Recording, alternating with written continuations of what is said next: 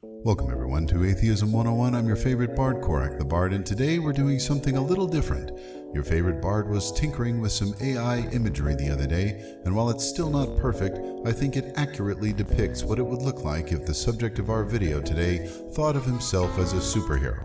Be warned, AI imagery can be disturbing. Cue the music! And he shall be Elon, and he shall be a rich man, and he shall be Elon, and he's hatching up a moronic plan, and he shall be Elon, and he shall be a fascist man.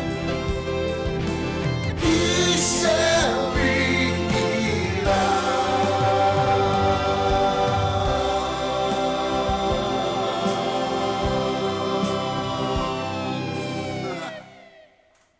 That's right, today it's all about the Musk, baby.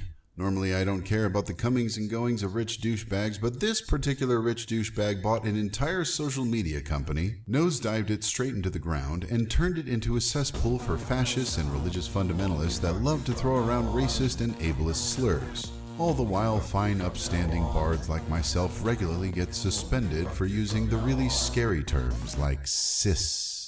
Recently, Tusk had to show up at a deposition to testify about his role in promoting the conspiracy theory that a completely innocent 22-year-old Jewish man somehow participated in a neo-Nazi brawl while representing Antifa as a federal plant in a false flag psyop. Lesbian Nazi hookers abducted by UFOs and forced into weight loss programs. All this week on Town Talk. Or something like that. These conspiracy theories get nuttier than squirrel shit. Husk's lawyers tried to keep the deposition from going public, and no wonder, because in a real-life cautionary tale and an apparent attempt to prove that money doesn't buy intelligence, Elon is a complete fucking moron. Do keep in mind that these are the literal, verbatim transcripts as provided by the court. In this installment, I'll just be covering the very beginning of the deposition because holy shit does it go off the rails right away. Because when people like Elon Musk actually have to sit and legally answer questions truthfully, it gives us a glimpse into the real man behind the myth. And the man that was revealed is what I'd like to call a proto-Pakled. We are Pakled. We like power. Pakleds, as depicted in Star Trek The Next Generation, are kind of like a potato-shaped donkey with a spaceship. No one knows how they got it, and danged if they know how to use it. And so, as a progenitor of the Pakled species is fitting with today's theme, I'm going to turn the deposition over to Counselor Gowron Esquire, whose unquestionable honor and diplomatic skill is more than capable of interrogating the witness in Brody v. Musk. Okay, Mr. Musk, do you think you did anything wrong to Ben Brody? I don't know, Ben Brody. You're aware Ben Brody is somebody who sued you, right? I think you're the one suing. Actually, Mr. Musk, I'm an attorney. Did you know that? I'm an attorney representing Mr. Brody. Yes, but many times I found that the actual plaintiff is the attorney. Okay, but that's just an assumption you're making, right? Like you don't know anything about Ben Brody. I don't. Okay. You understand Ben Brody has filed a lawsuit against you? In my opinion, you're the one filing the lawsuit. Okay, let's try to make this an easier way. You understand that there's a piece of paper on which there's a lawsuit written, and at the top of the lawsuit it says Ben Brody plaintiff versus Elon Musk defendant. Do you understand that? I understand that, but I view many cases, and probably this one too, that the real plaintiff is the lawyer seeking money like you. Okay. I'd like to know, though, are you aware that there's a piece of paper that has a lawsuit on it that says Ben Brody versus Elon Musk? That's actually what I'm wanting to know. Yes. Okay. Technically. Do you feel like you have an understanding of what that lawsuit alleges you did wrong? I have a limited understanding of what the lawsuit is about. Okay, let's start. Me what I want to think it's really about is about you getting a lot of money. Okay, all right. Let's start with the incident that this lawsuit is based on. You understand that this case involves a brawl in Oregon between some right-wing extremists? I don't know much about. You're referring to a handful of posts on the X platform? No, actually, Mr. Musk, I'm referring to the fact that on June 24th, 2023, as described in Plaintiff Ben Brody's lawsuit, there was a brawl in Oregon between right-wing extremists. Were you aware that that was the subject matter of the lawsuit? I don't know if that's the subject matter of the lawsuit. I think the subject matter of the... Mr. Spiro, again, your objections to question in an oral deposition under Rule 195 are limited to objection leading and objection form or objection non-responsive. Those objections are waived if not stated as phrased. All other objections need to be made or recorded during the oral deposition to be raised to the court. You must not give any suggestive or argumentative or any explanations during the deposition. Well, then don't say things that are misleading, and I won't. No, that's why you should object to the form of the question. No, it's not. That's misleading, Mr. Spiro. You know, Mr. Spiro... Listen, if you want to go back and forth with me and waste your time, you can. Go on to your next question. Oh, we're going to get more time if you keep doing this. No, you're not. No, you're not. Go to the judge. You're violating Rule 199. You're not even pro-hack admitted. Okay. You're just giving speeches that nobody's listening to but you. You're just doing them for yourself. Oh, they're for the record. Mr. Spiro, they're for the court to listen to. So keep... I'm going to give you an instruction. I would appreciate it if you would abide by Rule 199.5 of the Texas Rules. Be sure to keep that dial tuned to 199.5 FUKM from Texas. 199.5 FUKM, Fuck Musk from Texas. I heard you the first 3 times. Mr. Spiro, please do not interrupt me. I heard you the first 3 times. Mr. Spiro, please do not interrupt me.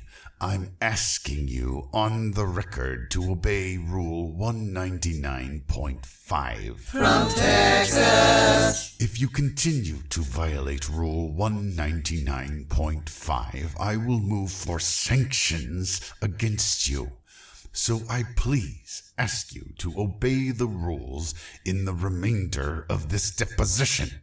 That was literally how the conversation started. After some more heated exchanges between counsel, we finally arrive at the actual tweets that Elon responded to and retweeted, which forced a young man to flee for his life when Elon's followers posted this poor guy's home address and painted him as a federal plant in some kind of psyop. Viewers should note I'm not going to display the actual tweets as that would further victimize the man that, again, because of Elon's conspiracy-loving, mouth-breathing, bullshit-swallowing devotees, had to move from his home and flee for his life thanks to Elon supporting the tinfoil hat community. All right, Mr. Musk, I want to talk about those tweets right now. You'll see the first is a post from a suspended account, so we can't see it, right?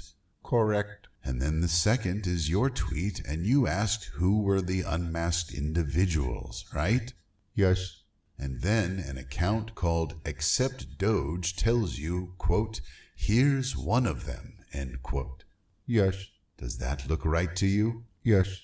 Okay. And then there's a tweet from a Dr. Frenzer, and it says, quote, OMFG, they are so busted. A member of Patriot Front is actually a political science student at a liberal school on a career path towards the feds, end quote.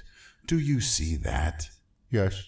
Okay. And then you'll see that there are 2 images from the brawl in Portland that day, along with 2 screenshots from Ben Brody's social media information. Do you see their pictures of Ben Brody and the information about him? Yeah, I see it.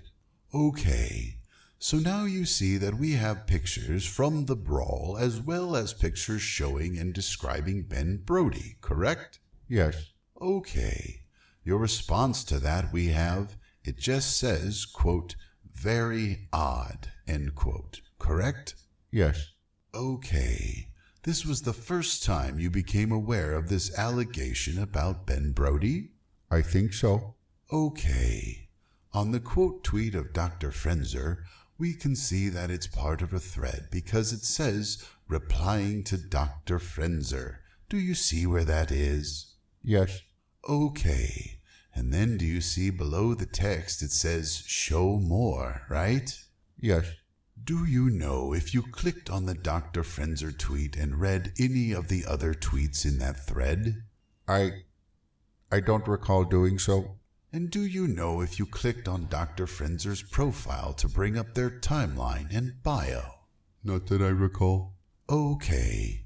And if you didn't do that, there was no way for you to assess this person's credibility, right? I wasn't trying to assess their credibility. I'm not asking if you were trying to. I actually don't think you were at all. But I'm asking you, the only method that you had in front of you right here to assess credibility, to learn anything about this person, was to click on their profile, right? There was no information about them in this tweet. I don't think clicking on someone's profile is an effective way of assessing their credibility. Well, couldn't you click on their profile and take a quick look at their timeline and see if the things that they had been saying were things that might give red flags about reliability? Isn't that something you could do? Possibly, and that's sort of not a very reliable way. Sure, but I'm asking that is something you could do. If, for instance, let's say you clicked on Dr. Frenzer's account and you saw that they were tweeting a bunch of really wacky, obviously false things, that might give someone pause about whether this person was reliable, correct? Yeah, you'd say that perhaps that would affect things. Do you know? It is possible for people who are nobody's right all the time, nobody's wrong all the time. Sure. So it's possible for some people to, like once in a while a conspiracy theorist is going to be right. Yeah, somebody who's really, really unreliable most of the time could be right some of the time, right? Yes, and people who are reliable could be wrong some of the time. And so, in other words, somebody who's unreliable, if you did some homework and checking, you might actually discover, hey, this unreliable person is correct, right?